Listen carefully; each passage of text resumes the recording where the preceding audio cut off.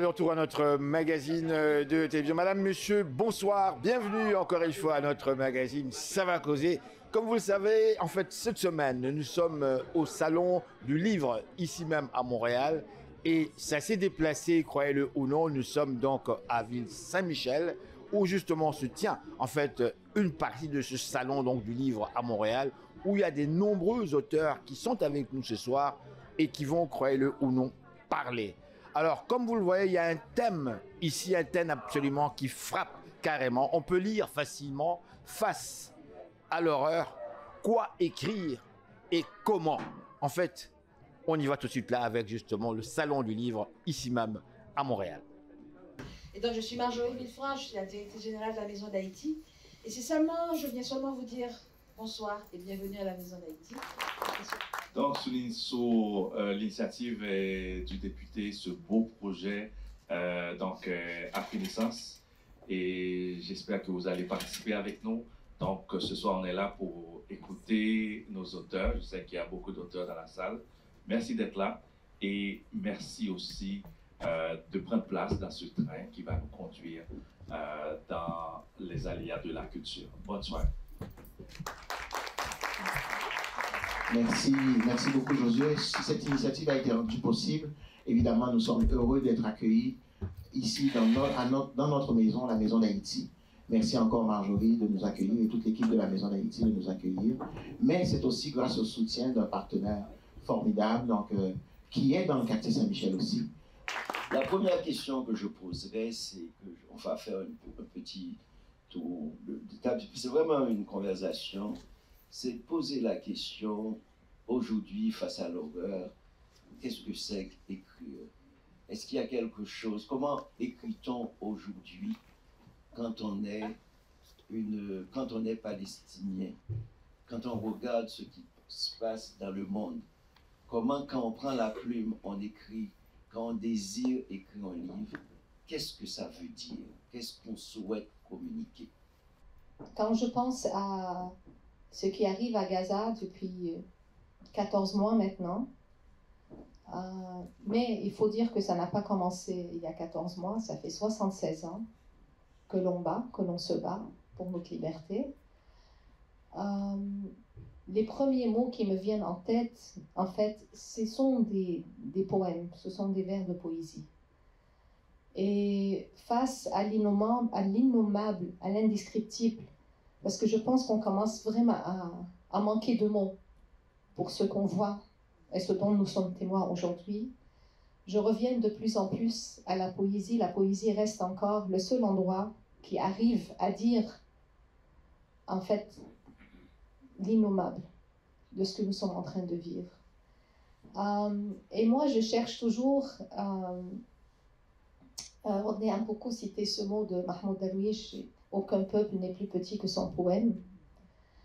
Et je cherche beaucoup en fait dans les mots des poètes palestiniens de l'espoir, mais aussi cette capacité de dire l'indicible. Et quand je suis démoralisée, je me souviens toujours qu'il y a un poème qui maintenant est devenu un hymne depuis le 7 octobre, qui est le poème de Rafat el-Hariri, qui demande à tout le monde de fabriquer des cerfs-volants.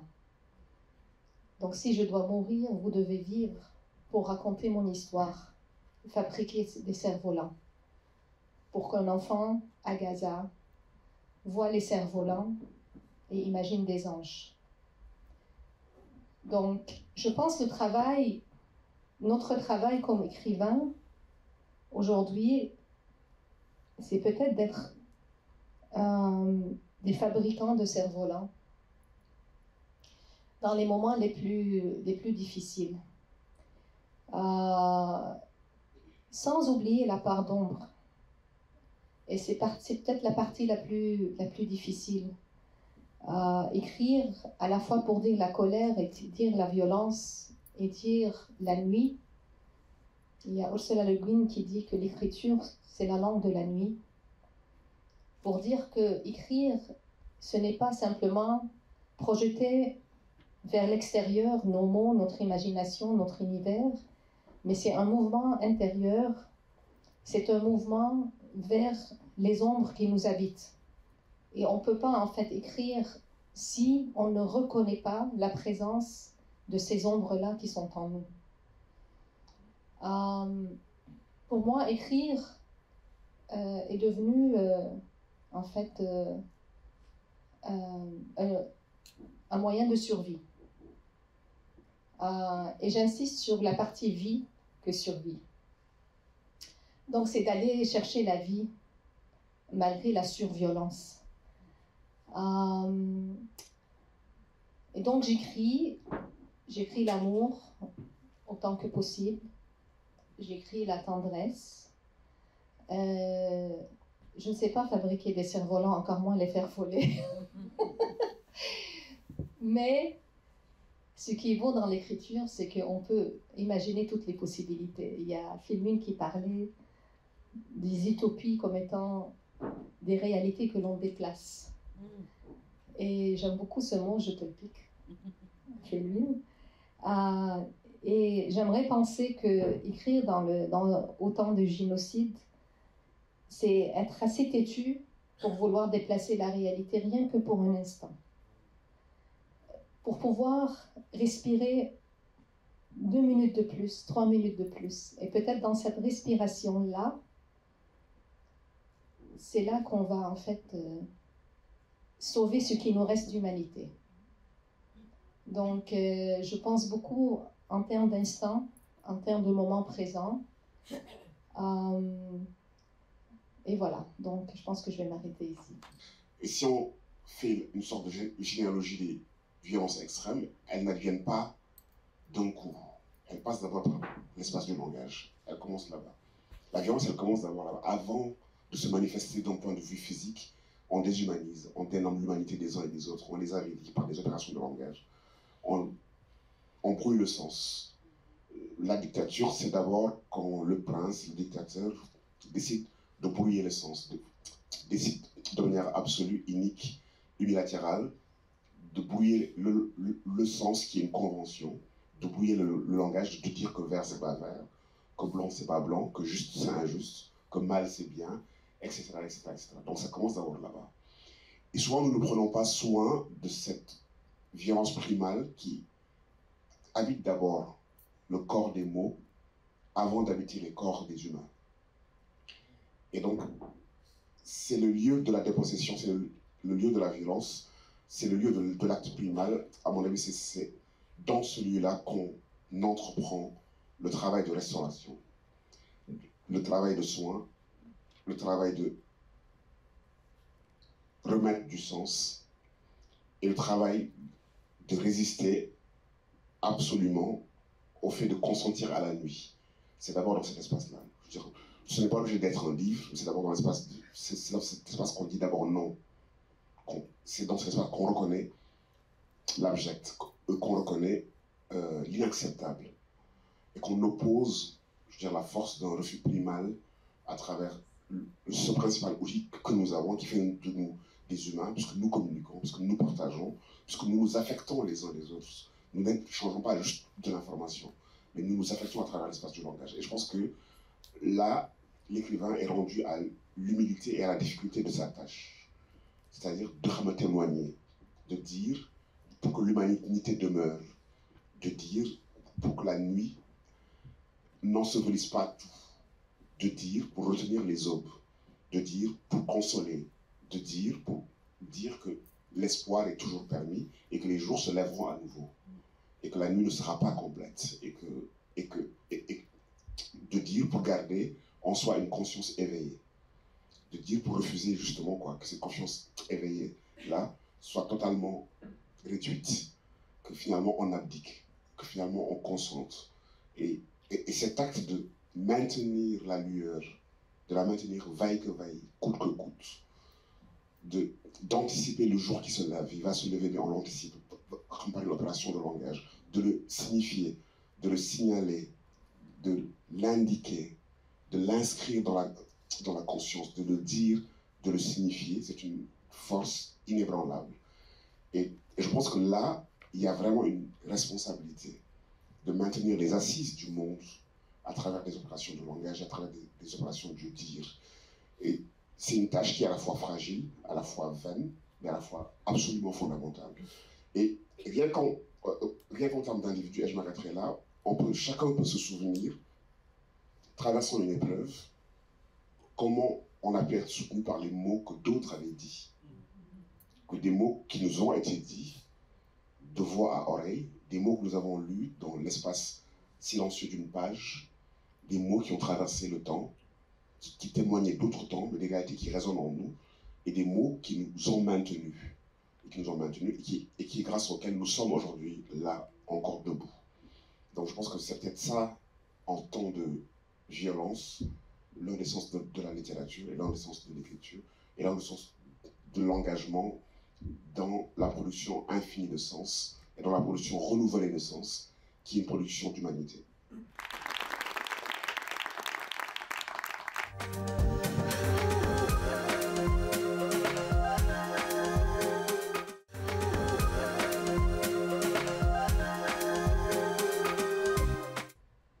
Des gens comme moi, il y en a quand même beaucoup. Il y en a plusieurs qui font ce travail de traduction entre ce qui se passe à l'extérieur du monde et comment une institution ne doit pas céder, en fait, à la désolation collective et totale. Et ces nombreuses personnes, au final, ce qu'elles me permettent de consolider, c'est vraiment ça, c'est des liens de solidarité entre personnes racisées, avec des personnes non racisées, donc des personnes qui quotidiennement partagent ce que j'appelle le risque de lutter contre le racisme.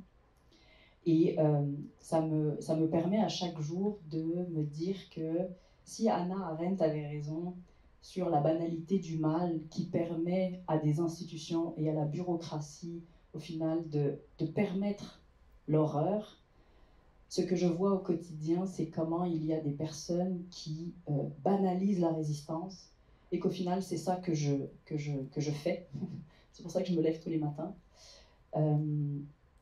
Et j'estime que si je suis payée le salaire que tu veux que je publicise, qui est public d'ailleurs, hein, c'est justement pour permettre ça, pour permettre que la résistance puisse devenir banalisée et banale dans une institution qui a permis, qui a produit et reproduit des inéquités raciales, des discriminations, du racisme direct. Donc, et ça, c'est dans le travail quotidien d'une ville. Donc, je pense qu'à partir de l'institution et dans l'institution, je suis capable de traduire ces éléments-là et d'amener peut-être de la poésie là où la technicalité de la définition du racisme selon la Charte des droits et libertés ne permet pas, en fait. Ce que le langage technique ne permet pas, au final, c'est les racistes n'ont jamais vu la mer qui m'a permis de le faire. Et pour faire un lien avec ce que Felwine disait, il y a les mots et les livres pour moi sont comme des objets que l'on doit utiliser un peu comme des armes. Et au final, à l'intérieur de la machine, j'ai plusieurs types d'écriture. Monsieur Corville connaît bien mon écriture administrative. Mais à côté de celle-là, il y a des changements que l'on fait en touchant le cœur des gens. Et à mon sens, pour lutter contre le racisme, on touche le cœur des gens en réhumanisant ceux et celles qui ont produit et reproduit le racisme, autant que l'on réhumanise aussi celles et ceux qui subissent à tous les jours le racisme.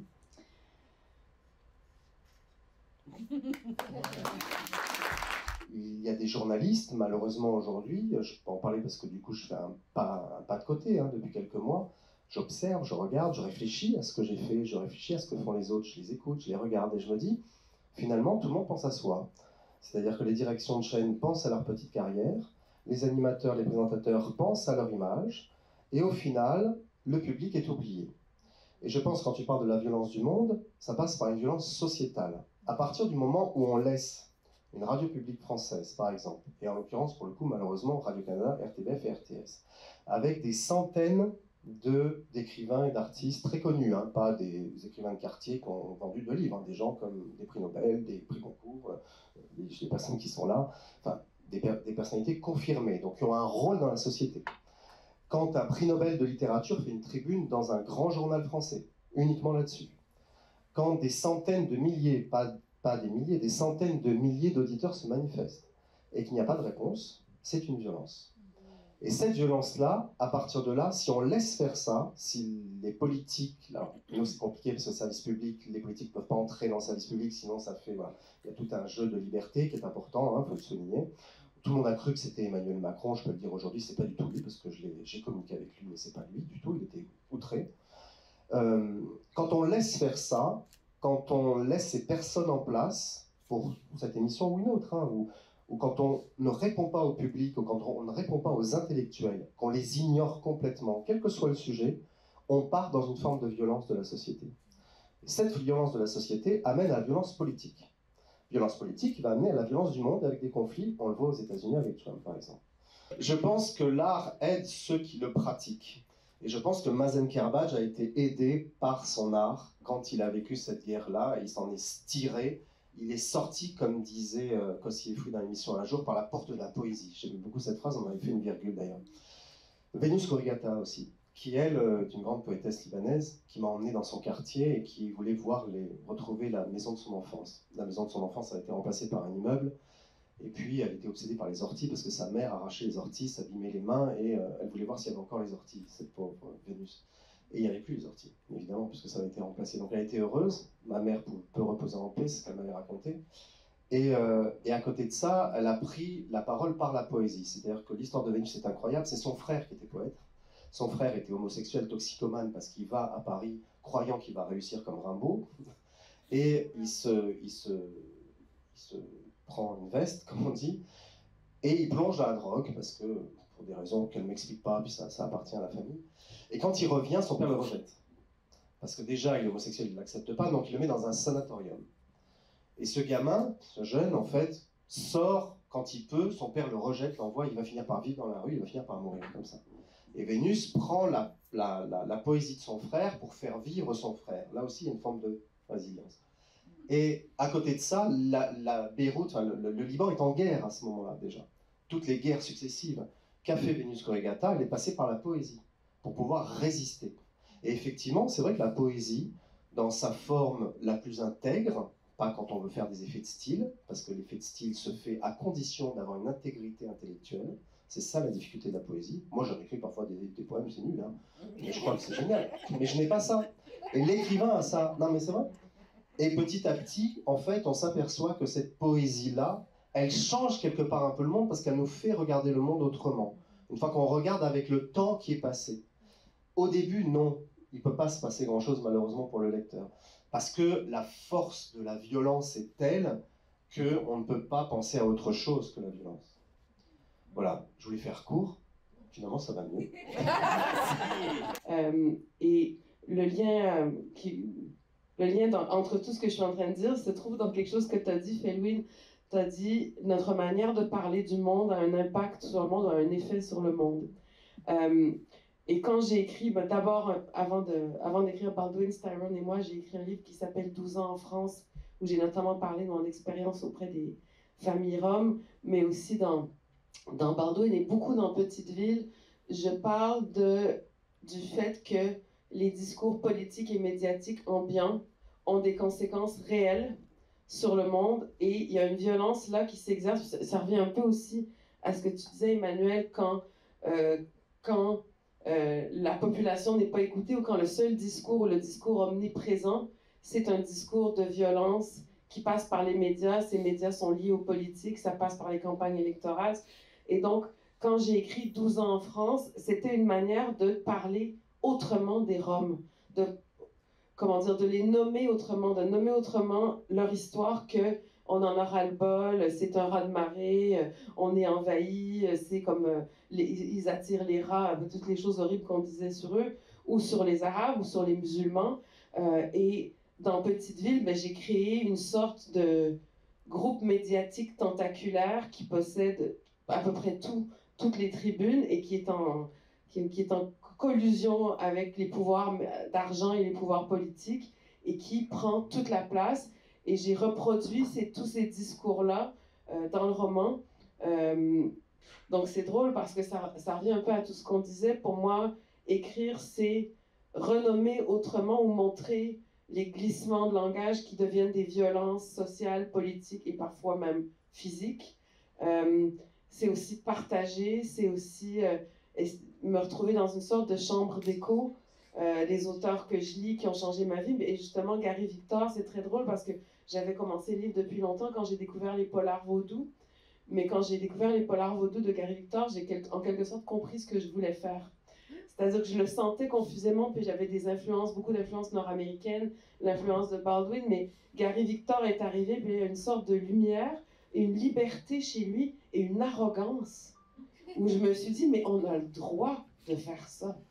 Et surtout, s'il n'y avait pas eu Gary Victor, il n'y aurait pas de vaudou. Ben, c'est pas vraiment du vaudou, mais de sorcellerie et de fantômes, parce qu'il y a aussi des fantômes tenaces et un peu obstinés dans Petite Ville qui viennent déranger les vivants et essayer de les ramener à l'ordre. Donc voilà, donc j'ai fait toutes sortes de détours, mais disons que c'est à peu près ça. Merci. Et on va faire une petite chose là. Haïti va rendre hommage à deux pays, à deux peuples qui sont, en fait, qui sont encore de l'autre côté d'Haïti. On a le Sénégal qui est là. Je ne sais pas si le président de l'association. C'est tout en honneur. Merci de nous avoir associés à cette activité. Felwine n'est plus notre Felwine, il est devenu Felwine de tout le monde. On est très heureux de l'avoir comme Sénégalais, mais aussi à travers ses œuvres, à travers ses actions, à travers tout ce qu'il fait, ces combats qu'il porte. Donc il ne parle plus au nom du Sénégal, au nom de l'Afrique, il parle au nom de la diaspora en général. Il parle au nom de toutes ces causes qui doivent définir l'humanité. Et c'est vraiment un honneur et un plaisir de savoir qu'un fils du terroir a réussi, venant de loin, à le faire. Et il fallait le faire. Alors, un grand merci encore. Merci pour l'invitation. Je ne sais pas trop quoi d'autre ajouter. Je voulais remercier aussi mon ami, notre cher ami Franck Benjamin, qui m'a fait part de l'activité. Et bien sûr, vous-même, nous avez invité officiellement. Merci de nous y avoir associés. Oui, peut-être c'est le Sénégal, on parle du Sénégal, mais à travers le Sénégal, c'est toute la diaspora africaine, afro-descendante qui est aujourd'hui honorée. Merci.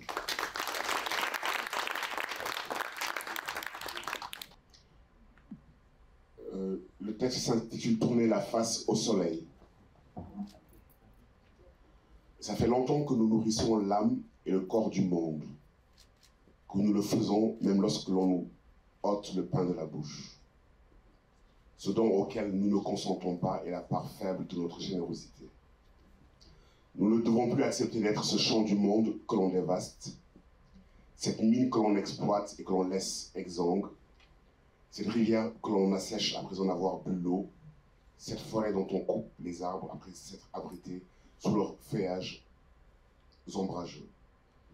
Nous ne devons plus accepter d'être ceux que l'on insulte, méprise et avilit sous tous les cieux, ceux à qui il est naturel d'accorder la pitié, ceux à qui l'on fait l'offrande grise de la compassion, alors que nous habitons les pays de la noblesse et de la dignité. Il s'agit pour nous, enfants de Hunan et de Toumaï, de tourner à nouveau nos visages vers le soleil, de nous y abreuver, d'habiter ces gisements de vie, de force et de lumière. Et pour cela, nous ne devons plus consentir à aucune violence, d'où qu'elle vienne, qu'elle sorte de l'intérieur de la palissade au cœur de la maison ou qu'elle émane du dehors. Il s'agit pour nous de ne plus collaborer à notre propre asservissement. Nous dresser contre lui, comme là-bas dans le Wallo Natayal, comme dans les artères de Kansala Lignancho, comme à Al-Muhtara où les anges brisèrent leurs chaînes, comme en 1803 à la bataille de Versières où les combattants de Haïti, terre des hautes montagnes, défirent les troupes napoléoniennes. Haïti, là où la négritude se mit debout et crut en son humanité. Comme à Adoua en 1896 où les Éthiopiens bottèrent les fesses aux Italiens. Nous dresser comme un seul tronc, Albertine Sissoulu, Lumumba, Oumniobé, Wangari Maathai, Aline Sitoé Diatta, Isidore Noël, Thomas Sankara, Amical Cabral, Nelson Mandela, Mohamed Bouazizi. Nous dresser comme un peuple sur l'avenue Habib Bourguiba un 14 juin 2011, comme un peuple sur la place Tahrir un 25 janvier 2011, comme un peuple à Ouagadougou un 30 octobre 2014, comme un peuple à Brazzaville, comme un peuple à Kinshasa, à Limete, à Matongé, à Lumumbashi, à Goma, à Douala, comme un peuple à l'homme et comme un peuple en devenir. Nous dresser face à l'ombre et à la nuit, nous dresser et chasser ces pantins désarticulés par une longue pratique de la courbette et de l'indignité, ceux qui ont confisqué notre élan, qui bornent nos existences, nos puissances d'exister et nous réduisent à une sordide mendicité. Nous dresser et les chasser de ces trônes qui usurpent, ils n'en sont pas dignes. Chers frères et chères sœurs, afin que la vie reprenne, afin que la rivière coule à nouveau et irrigue la plaine, fertile, désobstruons les chemins.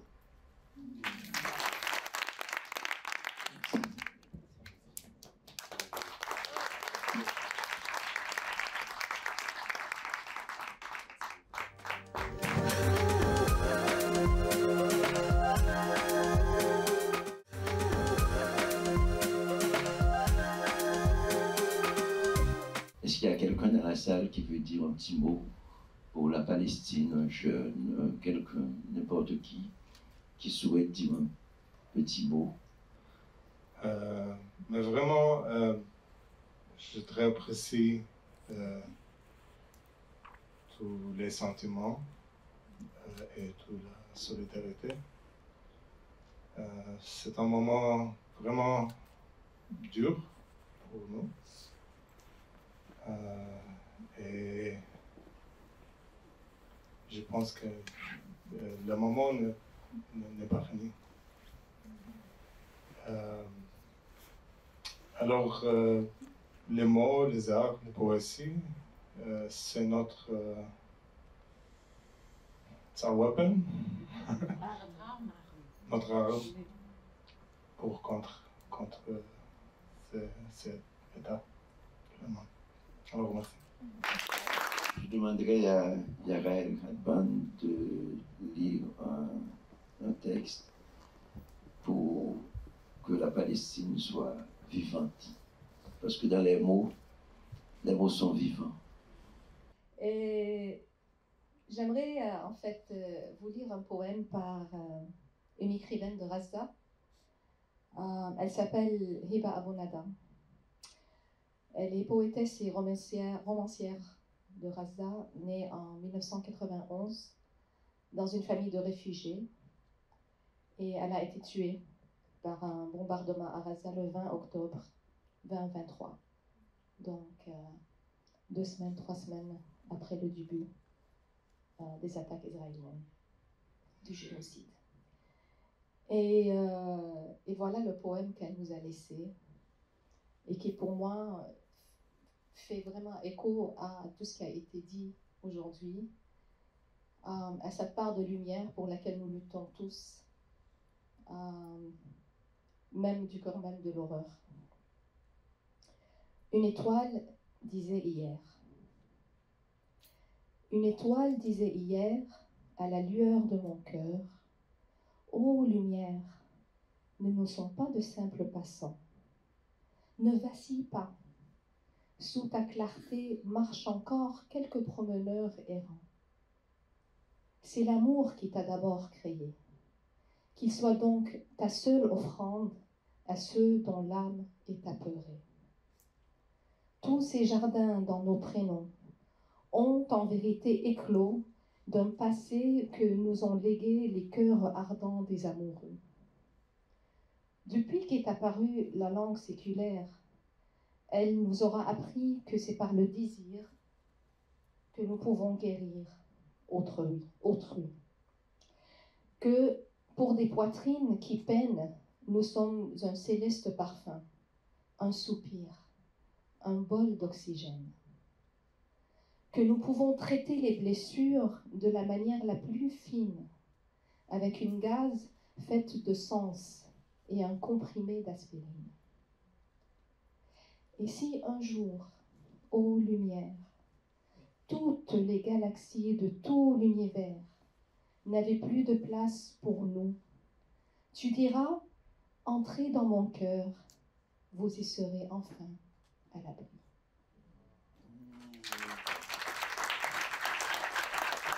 Donc il y a une centaine de billets si vous voulez. Donc et c'est du côté de, donc au comptoir des livres, vous allez trouver des billets. Donc c'est des billets qui ont été offerts gratuitement par le Salon du Livre de Montréal. Merci beaucoup. Merci.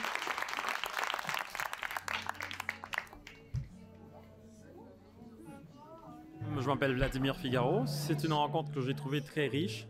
Et si beaucoup de ces auteurs ont apporté de l'eau au moulin, ce que je vais retenir notamment, c'est cette belle parole de Felwine. Ça m'a beaucoup marqué par rapport à la force des mots. Et il nous expliquait que les mots, avec ce qu'ils portent, leur beauté, ce seront nos armes justement par rapport à l'horreur. Donc la force de la parole, la force des mots, la positivité des mots. C'est Paul-Henri Grégoire et j'ai retenu exactement la même chose. C'est face aux armes, comment que la poésie peut être une arme vraiment redoutable. Et ça m'a fait chaud au cœur en pensant à mon peuple haïtien qui est en train de souffrir et qui, Dieu sait, Haïti, combien de poètes que Haïti a produit. Et il y a un des panélistes qui a dit que Haïti ne peut pas mourir parce que Haïti a produit beaucoup de poètes aussi. Donc ça m'a fait vraiment chaud au cœur et je crois que Haïti pas qu'à périr parce que nous avons trop de poésie là nous. Aphronite Casséus. En fait, je félicite les organisateurs. Ce fut une très belle soirée. Évidemment, moi, c'est le titre qui m'a amené ici. C'est le titre qui m'a capté face à l'horreur. Quoi écrire et comment. Donc, lorsqu'on vit des choses difficiles en tant que mère, moi, j'ai perdu mon unique fils qui a été assassiné. Alors, assassiné où, madame? Ici, au Canada. À Montréal. À Montréal. Et votre fils a été assassiné. Mon unique fils. De quel âge? 26 ans. Et en fait, justement, lorsque j'ai entendu les gens parler de, que ce soit racisme, d'injustice, mis à part de ça, j'ai aussi vécu les injustices qui vont avec le racisme systémique. Donc, par exemple, on nous a annoncé ça devant l'hôpital, alors qu'on était devant, il y avait un hôpital, on nous a annoncé dans un coin de rue. Donc, ce sont des thématiques, personnellement, moi, qui me touchent. Et lorsqu'on parle justement de violence, donc les différents types de violence, si j'étais une personne avec la peau blanche, pensez-vous qu'on allait m'annoncer l'assassinat de mon unique enfant dans un coin de rue à 2h du matin?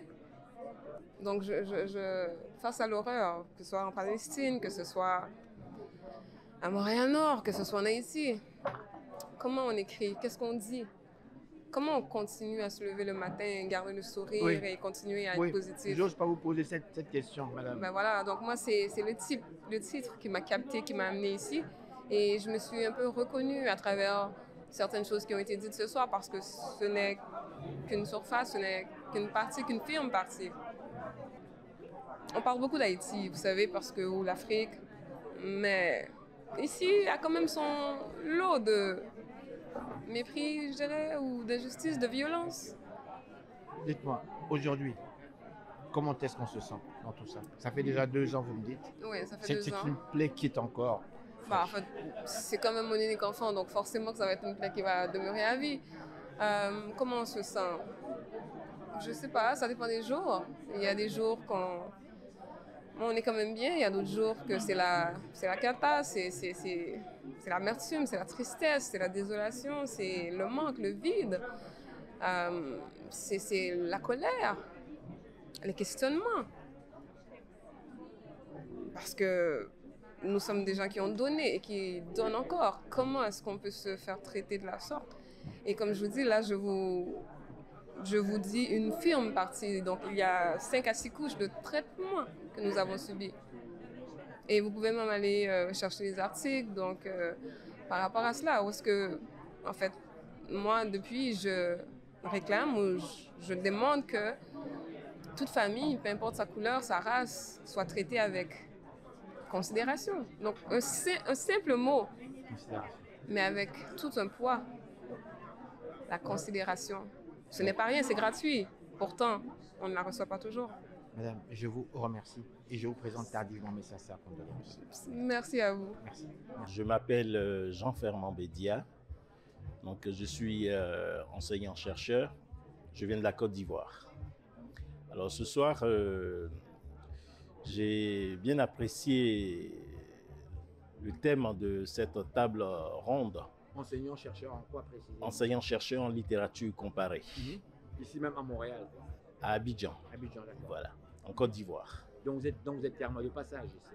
Je suis de passage, je suis arrivé à l'occasion du Salon du Livre de Montréal. Bien, ok. Voilà. Et donc ce soir, ça a été une très belle occasion de libérer la parole pour parler fiction, poésie dans un contexte de génocide. Comment nommer l'innommable? Puisque c'est ainsi que le thème a été résumé. Et j'ai été beaucoup frappé, notamment par la question palestinienne. Parce que nous sommes au XXIe siècle et pour nous, après Auschwitz, les questions de génocide devaient être derrière l'humanité. Malheureusement, nous vivons encore une ère qui nous rappelle Auschwitz, qui nous rappelle la Première Guerre mondiale, la Deuxième Guerre mondiale. Et aujourd'hui, les panélistes nous ont montré que les mots peuvent à la fois désigner ce que l'on ne peut nommer, mais aussi guérir les victimes de ces génocides, les survivants de ces génocides.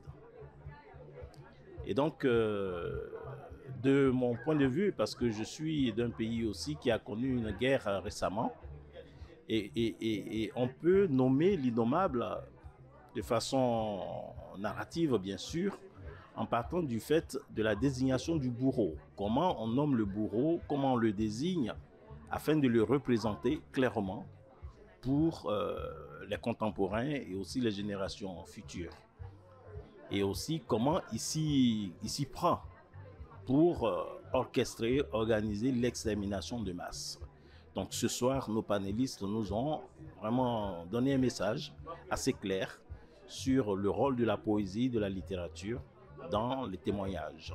Généralement, l'écriture, c'est une évasion, soit pour éviter l'horreur, soit pour l'exprimer. Soit pour l'éviter ou bien pour l'exprimer, la manière où vous le sentez. Donc, on peut parler de soi, se retourner sur soi-même pour éviter le traumatisme de l'horreur, ou bien pour l'exprimer la manière que vous le sentez. Donc, c'est le rôle de l'écriture. Mais pour ce soir, j'ai aimé la rencontre, mais avec une réserve. Haïti a été présent dans la bouche de tous les intervenants, mais on n'a pas parlé de l'horreur d'Haïti. On a parlé d'Haïti comme une terre d'accueil qui reçoit tout le monde, mais Haïti traverse une horreur actuellement. Et l'horreur d'Haïti est indescriptible parce que les autres pays, que la Palestine, Israël ou n'importe quoi, c'est des adversaires qui se battent entre eux, des envahisseurs qui arrivent quelque part. Mais Haïti, il n'y a pas actuellement d'envahisseurs. Il n'y a pas de guerre en Haïti, mais la capitale d'Haïti est démolie. Comme s'il y avait une guerre mondiale. Il n'y a plus de meurtres en Haïti. À chaque jour qu'il y a entre la guerre de la Russie donc, la Russie et puis l'Ukraine. Et l'Ukraine. Oui. Il n'y a plus de meurtres, plus de morts en Haïti. Donc, pourtant, il y a des obus de guerre alors qu'Haïti traverse cela. Cette horreur-là n'est pas s'exprimer, ne s'est pas exprimée ce soir-là. C'est ma déception.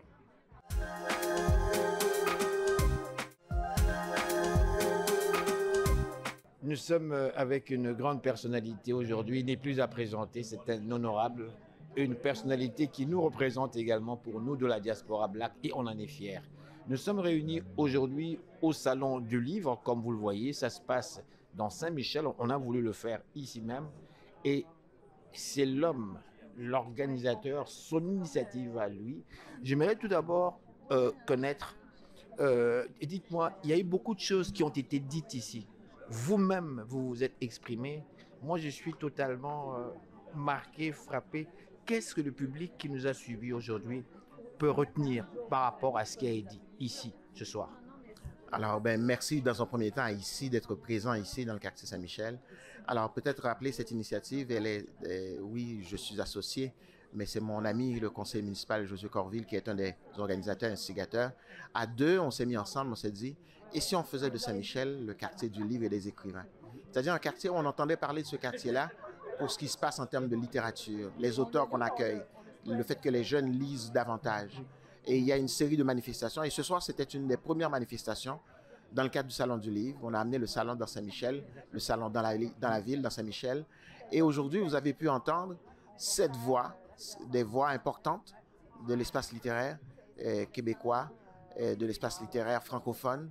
Donc, pensons entre autres à Rodney Saint-Éloi, qui est lui-même poète et éditeur, Melika Abdelmounen, qui est écrivaine, romancière, essayiste, et aussi rédactrice en chef des lettres québécoises, Boshra Manaï, qui est commissaire à la lutte contre le racisme à la ville de Montréal, Felwine Sarr, grand écrivain, Goncourt en 2022, je crois, donc grand écrivain qui parcourt le monde entier, Emmanuel Kérad, animateur, l'ancien animateur de la bibliothèque francophone, et aussi Yara El Gadman, qui est elle-même autrice et romancière.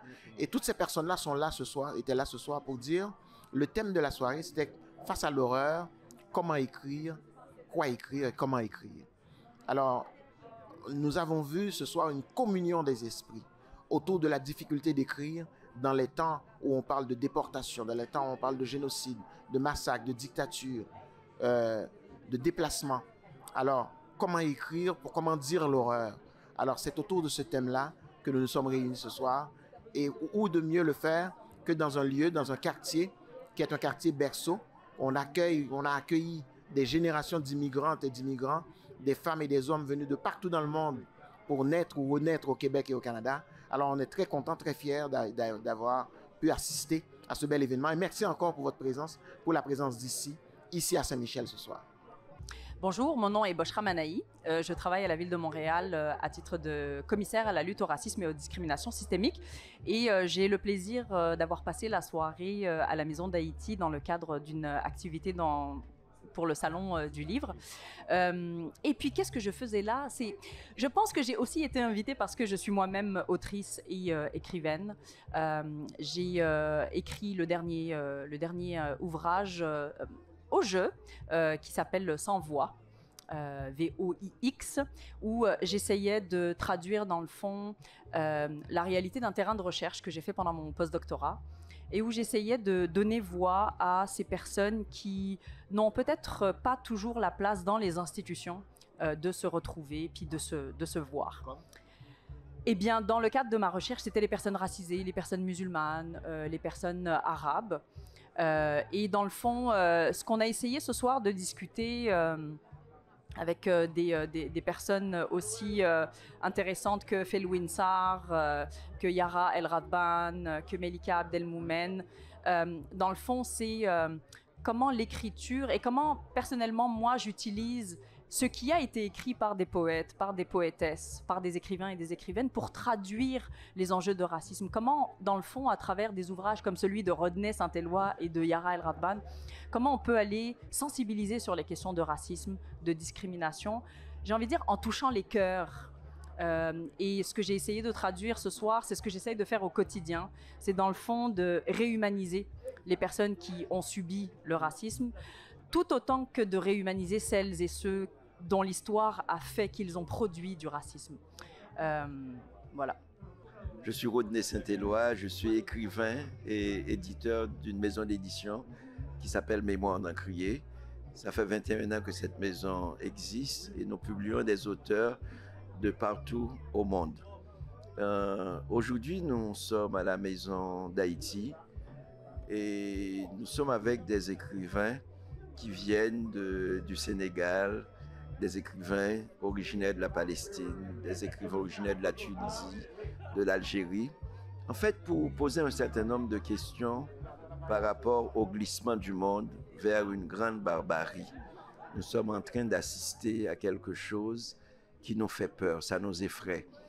Et qu'on soit blanc, qu'on soit jaune, qu'on soit rouge, qu'on soit noir, donc on est dans une espèce de calcul, comme on dit en créole. Et calcul parce qu'on ne voit pas l'horizon. Comment ouvrir l'horizon? Et je pense que pour ouvrir l'horizon, il faut des mots. Il faut pouvoir mettre les mots sur la douleur qu'on est en train de vivre, la douleur de penser. On est en train de regarder qu'est-ce qui se passe dans le monde, partout. En Haïti, en fait au Congo, en fait en Palestine, aux États-Unis, partout, il y a une violence. Et cette violence devient systématique. Il y a un racisme qui devient quelque chose de normal. Il y a l'injustice qui devient quelque chose de naturel. Est-ce qu'on va accepter l'inacceptable? Et que peut un écrivain face à cette détresse? Parce que je pense que l'humanité est en train de vivre un temps de grande barbarie. Comment peut-on? Est-ce qu'on est un spectateur? Non, on n'est pas un spectateur. Vous et moi, nous pouvons faire quelque chose. C'est semer ces petites parcelles de lumière, que ce soit par la poésie, que ce soit par la chanson, que ce soit par la peinture. Nous sommes capables. Nous ne sommes pas acculés à l'impuissance. Notre injonction première, c'est être debout pour se frayer les chemins malgré les ténèbres qui nous empêchent d'avancer. Nous devons essayer d'avancer, de regarder demain, de dire demain avec sérénité. Merci. Bonjour, je m'appelle Myriam Bress, je suis coordonnatrice du Centre des Arts de la Maison d'Haïti. Alors ce soir, 29 novembre, on a une chance inouïe. C'était d'abord une idée de Franz Benjamin qui a eu l'idée de sortir un petit peu le Salon du Livre hors des murs du Salon du Livre. Étant donné qu'il travaille dans le comté de Saint-Michel et qu'il a à cœur la Maison d'Haïti, chaque fois qu'il fait un événement, il essaie de le faire ici au Centre des Arts de la Maison d'Haïti. Le Centre des Arts, nous, on a comme mission, si vous voulez, d'aider tous les artistes afro-descendants et d'offrir un petit peu une vitrine, une porte à tout l'art, à tous les artistes, littérature et tout afro-descendants. Donc, chaque fois, on est trop content de les recevoir. Ce soir, c'était vraiment une soirée particulière, car c'était une soirée du Salon du Livre où on avait des écrivains d'exception. Donc, Rodney Saint-Éloi était incroyable ce soir. On est vraiment très, très contents, très choyés parce qu'il y a beaucoup de choses qui se passent en ce moment dans le monde qui nous émeut, qui nous bouleversent. Et on a eu un petit peu une petite goutte de poésie de chacun d'entre eux. Et puis, qui nous disent, en gros, à travers la lecture, à travers un livre, ben, on s'aperçoit on sera toujours humain, on aura toutes les souffrances du monde, on les connaîtra, tout le bonheur du monde, on connaîtra peut-être aussi un peu. Et puis, j'ai trouvé ça vraiment beau. C'était une soirée qui m'a beaucoup émue. Voilà. Comme Africain, oui. Ce qui me frappe, on a parlé de tout, oui. Notre centre haïtien. Très peu d'Haïti.